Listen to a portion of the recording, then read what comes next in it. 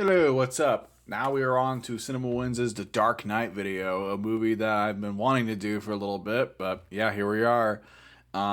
It's widely regarded as one of the best comic book movies, and yep, I agree, it's one of the best. For me, it's my second favorite behind Spider-Man 2, because, yep, this movie is amazing. I mean, it almost feels like there really isn't too much I can say in this intro that hasn't already been said about this movie. You know, it's compelling, it has really interesting themes. I felt like it had something to say about our society. And obviously Joker is awesome. There's great music, great action scenes. There's a lot to love about this, and I'm sure Lee will cover a lot of it. So let's get this over with.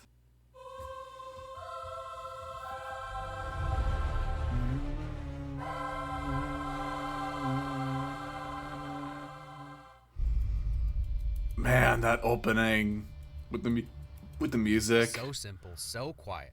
One note dragged across the violin string, putting your teeth on edge. Zimmer started something special in Batman Begins, and then really outdid himself with the Joker's theme. You have any idea who you're stealing from? You and your friends are dead. Someone give William Fichtner his own movie. That is all. Has he not had one yet? That was what I was trying to ask. Sorry. It's out, right? To be fair, the Joker is most telling, right? Whatever doesn't kill you Simply makes you stranger. I mean, has there ever been a better opening in a comic book movie in the history of ever? I'm thinking about that now. Probably not. I can't think of any that's better.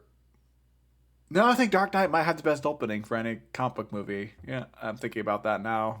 We learned so much about the Joker through his heist in barely over 5 minutes. He's a master planner who was able to keep his anonymity from all the guys he hired. He's specifically robbing a mob bank with a future plan in mind. He fears nothing, and above all, just from this nonchalant, no-look murder, slight... Just the way he just shoots that guy, like, man, he does not care about lives at all. Head tilt, absolutely bizarre response, and close up on his face, we know he is a man to be feared, and a villain to be feared above all other villains, as he doesn't even subscribe to the adage, honor among thieves. It's still funny. Smoke grenade fake out. I told you my compound would take you places. I Hey, never said there'd be hey, Oppenheimer again. places you wanted to go. An underuse of my boy Killian for sure, but I'll never complain about seeing him. And good on him for showing up to give this universe continuity. Can't say the same for all actors involved. Yeah. Yeah. That's more like it. Also, Killian Murphy is always a win. Still is, yep. Yep. This has to be the cleanest Batcave ever. It actually is.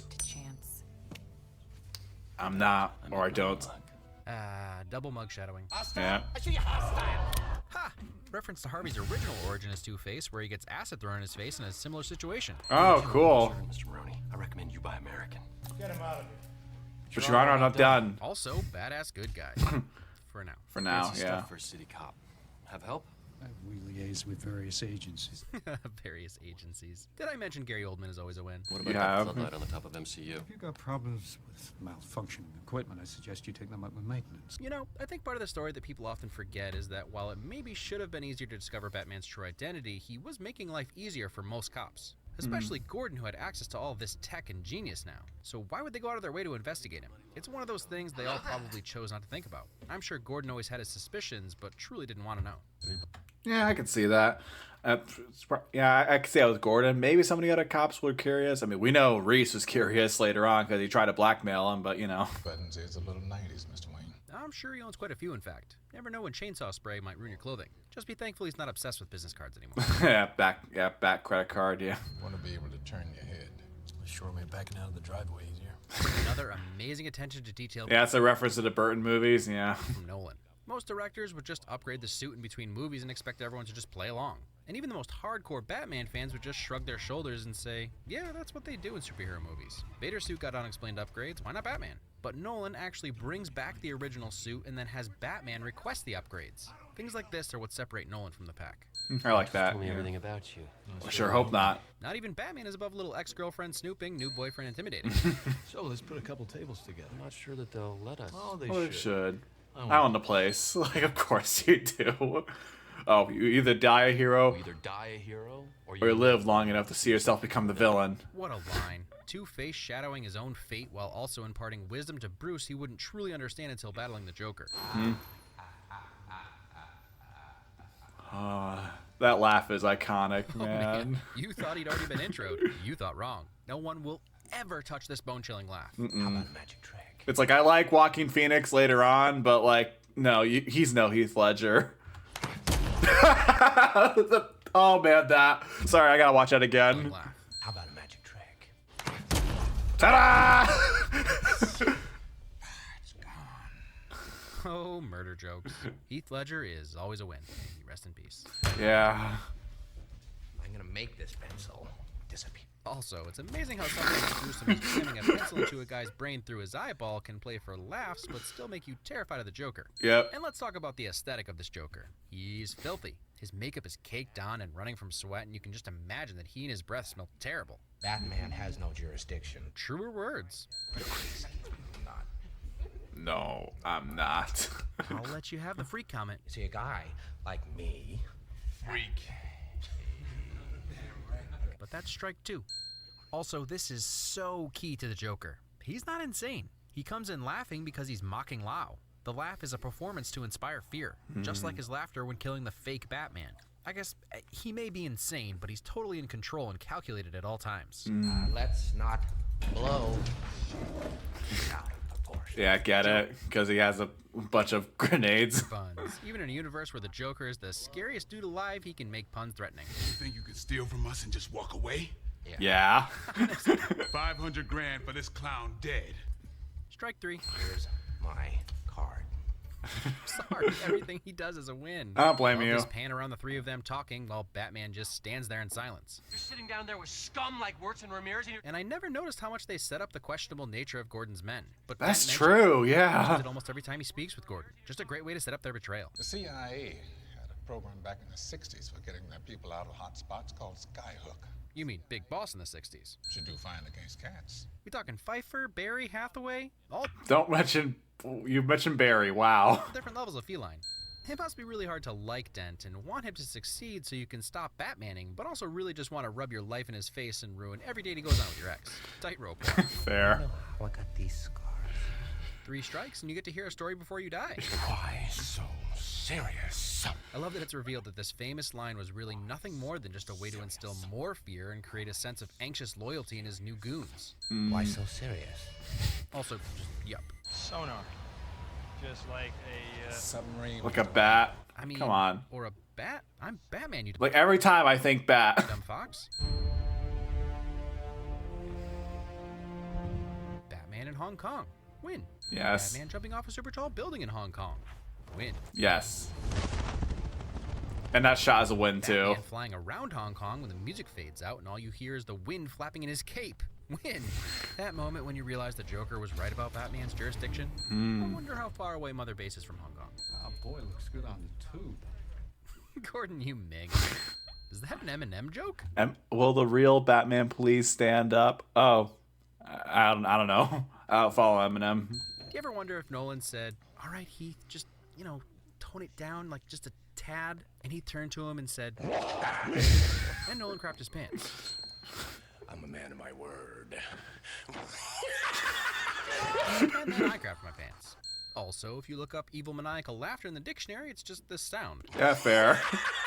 Oh man, that never gets old. Oh, that's an entrance. Look at this face. This is the face of Gotham's bright future. That's half true, but only for a short time until you tackle him off a building. I Yep. have one question.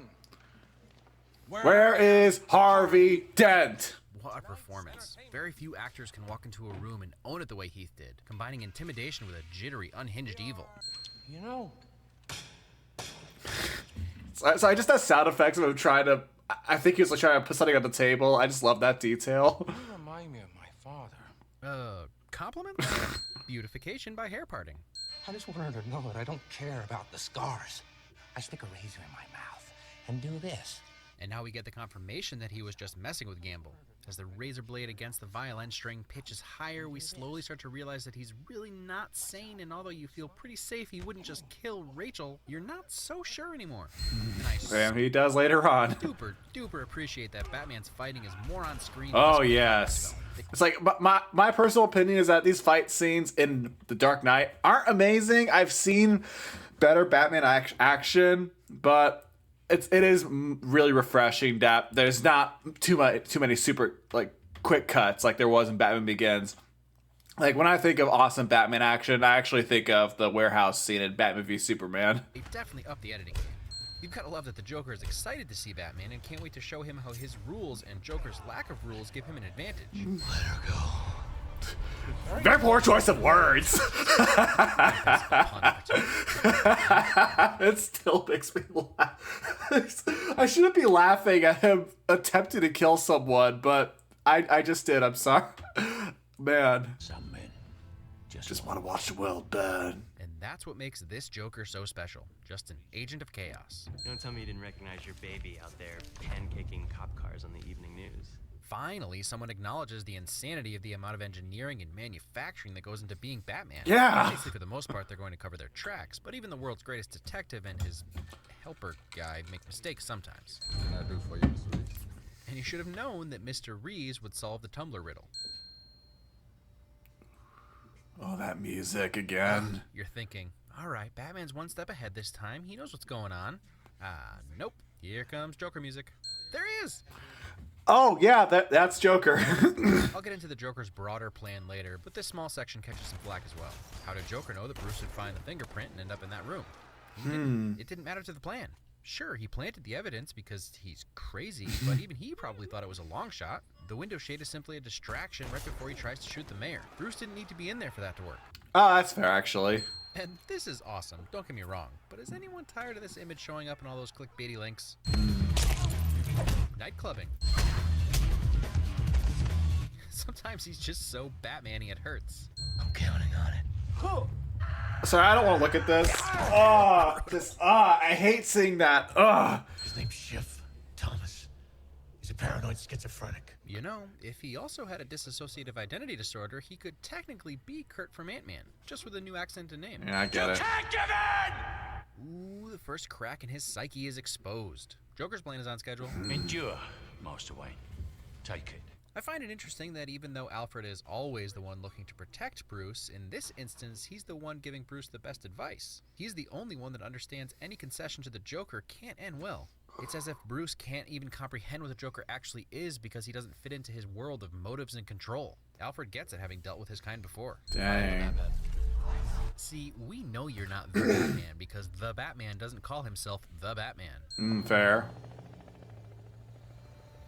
And the Joker music again. Oh, I'm sorry. Did you think this was going to be a Jokerless prisoner transport? Even in his diversions, the Joker likes a little wordplay.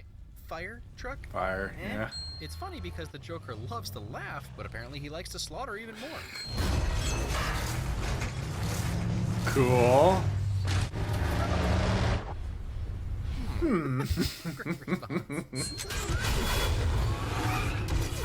That was awesome.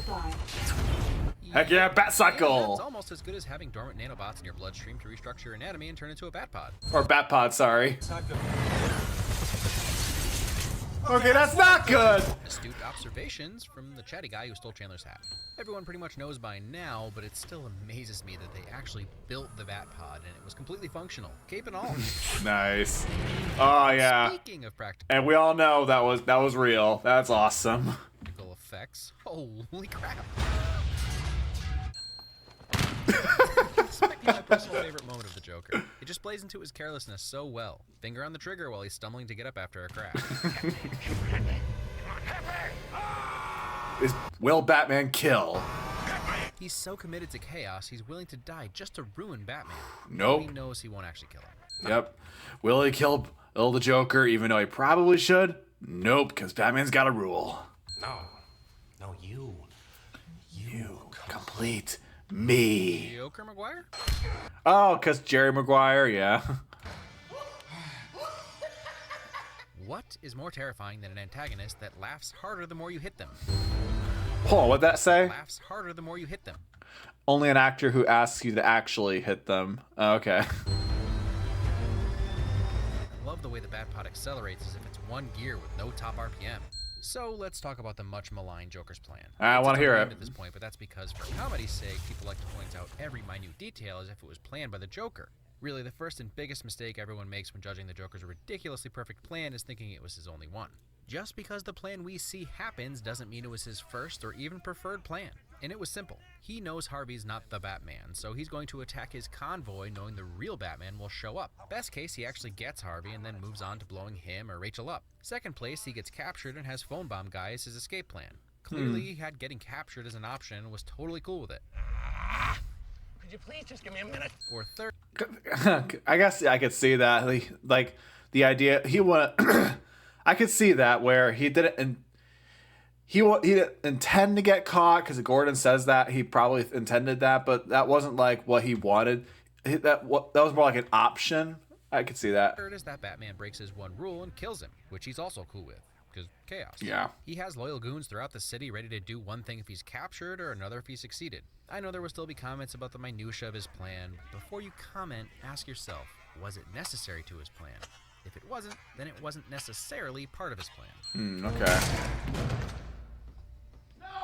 Man, what a misdirection. At this point, anyone who's ever heard of Two-Face knows Harvey's going to be Two-Face. So the assumption would be that they rescue Rachel and Dent just barely escapes with half his face. And then we get Silence of the Lambs. Yeah. And then Poor no Rachel. last words. Harsh, Nolan. Harsh. What do you think this is, Logan? And while Rachel's death is going to sting either way, the fact that the Nolans were able to make her a pivotal part of the plot as a large part of the force working against the mob and love interest for both Harvey and Bruce makes it sting all the more than if she was just an ancillary girlfriend. And never has there been a more realistic and appropriate reason for Harvey to become Two-Face. Oh man. But as your friend, I'm sorry, Harvey. Oh man, Batman, you thought you were doing something good, but you just built his hopes up only to be smashed into oblivion, really cementing that identity. And this silent sorrow turning into full-blown rage is so intense. Yeah. Harvey. Say it. Say it! There he is. All you care about is money. Fully committing to the watch the world burn identity. Yeah. Do I really look like a guy with a plan? See what I mean? I mean, he's mostly manipulating Dent here, but there is truth to that. His plan is usually just to create disorder. I'm not a schemer. What is so amazing about this character is how much and at the same time how little we know about him, especially given how much he actually says in this film. We're given just enough information about the Joker to always feel uneasy and unsure of what he might do. Yep, that's what makes him an awesome villain for me. Just the fact that we really don't know much about him or what his backstory is. We don't know his real name even. He just feels like he came out of nowhere to challenge Batman, and it's like, shoot. Oh, that's funny. The hilarious and nonchalant way he shows that he's let down by this little explosion not going off in succession. Also, this is unscripted. The bombs were supposed to go off, but Ledger just went with it. I've actually heard that's not entirely true. That might be like one of those rumors that was just kind of exaggerated. I'm not sure. I have to really look it up, but I don't know if that's the fact that that Ledger improvised that shrug. I don't know. Do you have any idea how much whiskey would hurt in those open wounds? It was a mental line, as if he actually revels in the pain now. As long as this machine is at Wayne Enterprises, I won't be. Commitment to your principle. Okay, so I guess there's this whole thing. A lot of people are all like, why would Batman like do that? Like have that talk to, every phone, every wire, everything, like the unethical, immoral thing to do. Like, yeah, very much.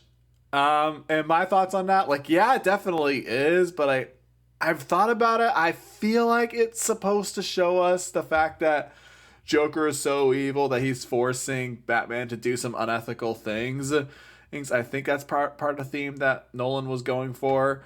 So maybe not he shouldn't have done this, but at the same time, I feel like maybe Nolan was making a point there, but I think that's what it was. You choose. The people on the other boat may not be quite so noble. A Boltimatum? What an awesome way of setting up the geography of the building and showing us the immediate threats to Batman. I love how the hospital evacuation created a super typical cliche doctor hostage and clown villain video game scenario.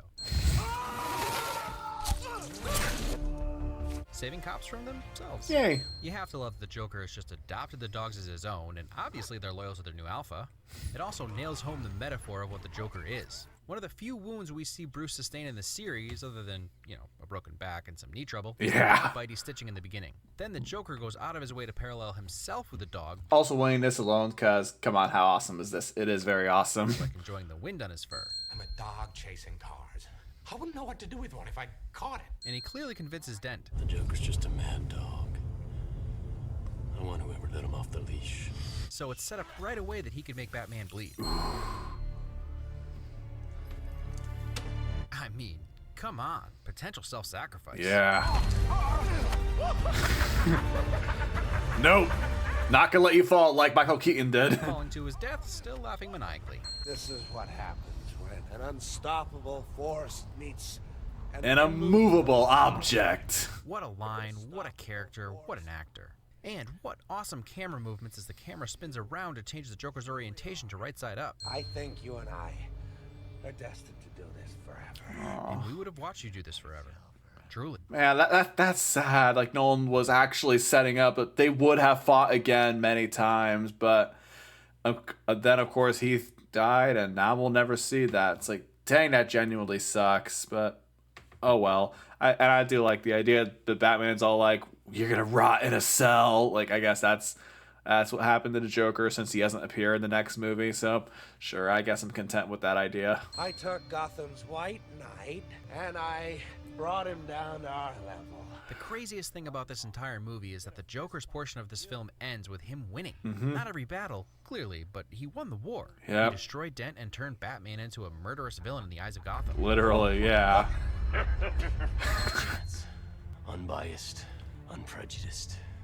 I know I already talked about Two-Face's creation being almost spotless, but diving even deeper, chance, a flip of a coin is what determined whether Rachel lived or died. So of course this is who he becomes. Gary Oldman takes a back seat in praise for this film because of Ledger, but man was he amazing as well. No, all the actors did a great job, not just Ledger. Especially his desperation and how he feels that he failed Dent earlier. Dent isn't there with them. We have to save Dent. I have to save Dent. And now his terror at the thought of losing his son. And he knows that's not true. Like, it's going to be all right. Like, he didn't think that was true. Lie. Yeah. Like he knows that's a lie. Like I lied.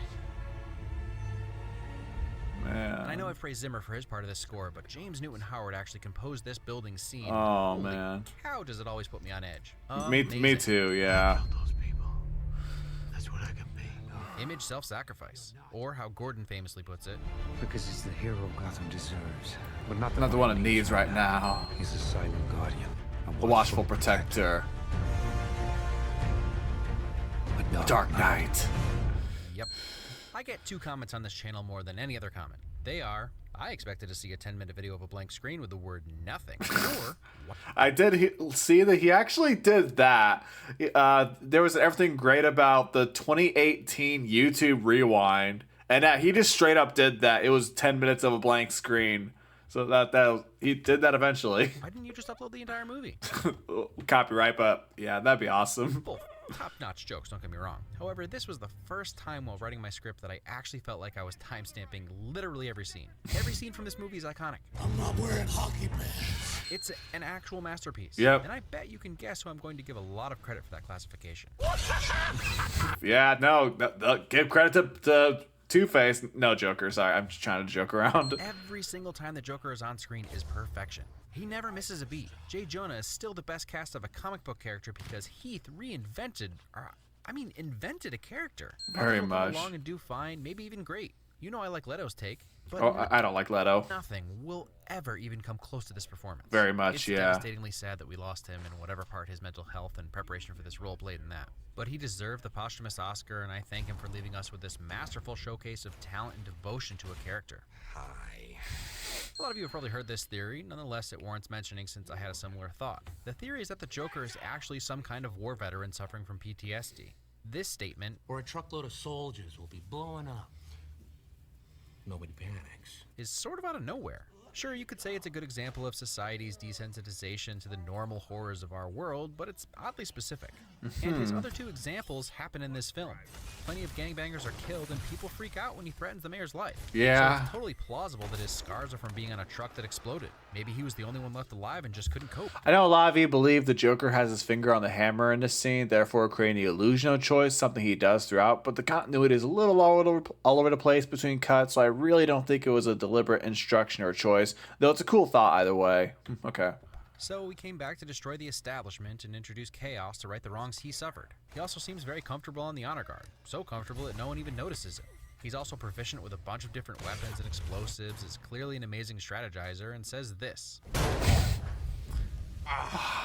Start to head. The victim gets all fuzzy. Credence to the idea that he's been on one side or the other of some serious interrogation beyond just cops and perps. I can see that. I don't put it past Nolan, but I really appreciate it's not explained any further in the story.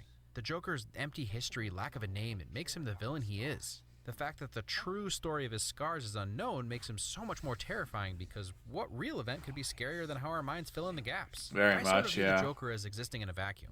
I assume he inflicted the scars on himself, and his self-creation was a response to, number one, the lack of proper villains in Gotham, and number two, the superiority of the hero that is Batman. Nature finds balance. The Joker was that balance.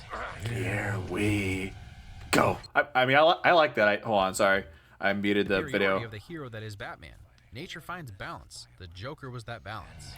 I mean, I do like that idea that the Joker sees Batman taking out all these criminals, taking out all the crime bosses, mobs, and he's all like, "Hey, you shouldn't be doing that. We should be balanced. Like, you're trying to establish order, but no, we should establish chaos." I do see the Joker that way. Here we go. The way I see it, The Dark Knight is about choice versus chance, or control versus chaos. While Batman tries to control every situation and desires to understand his enemies so that he can make the right choice, the Joker strives to introduce chaos to make every choice seem meaningless. Batman chooses to save Rachel, but the Joker tricked him, rendering his choice irrelevant. I actually also think that there's a fairly good chance that each boat actually had their own detonators, or worse, since the Joker had only one, each detonator controlled both boats' bombs. Ooh. The unstoppable force that is the Joker forces people to choose to expose something about their humanity, or in his fantasy, lack of humanity. What every single one of his victims doesn't realize is that their choices are meaningless. He will always win, even when he loses. The only way to stand up to him is to not play his game, but even that can end in your death. I keep throwing the word chaos around so much that it's sort of lost its meaning. The point is that he has no ultimate plan. His plan just goes on and on. There's no end game. With no goal in mind, how do you stop him?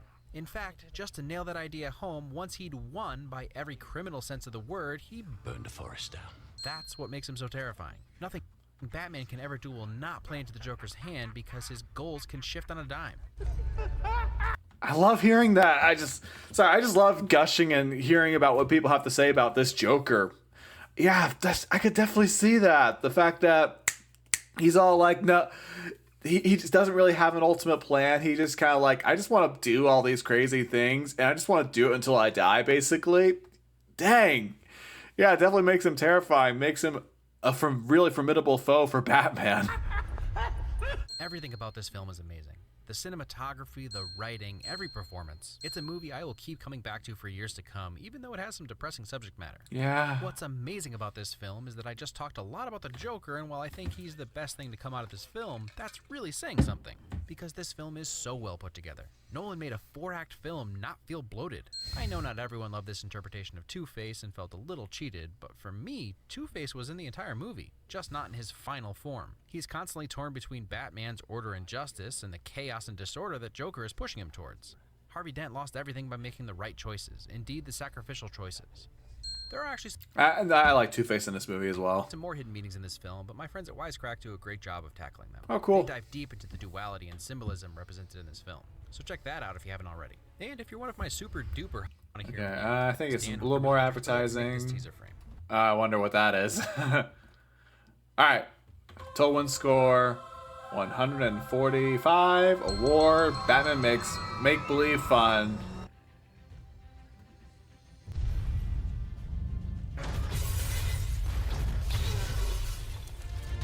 And that's The Dark Knight. Looking back on my reaction, I feel like I was mostly just really enjoying listening to his interpretation instead of providing my own interpretation, which is maybe not what I should have done, but oh well. I mean, I still really enjoy people talking about this movie at all. So, yeah. So, yeah, it's The Dark Knight. And one more movie to go for the Dark Knight trilogy, which that's definitely going to be an interesting one because I definitely got some thoughts on that one. So, peace.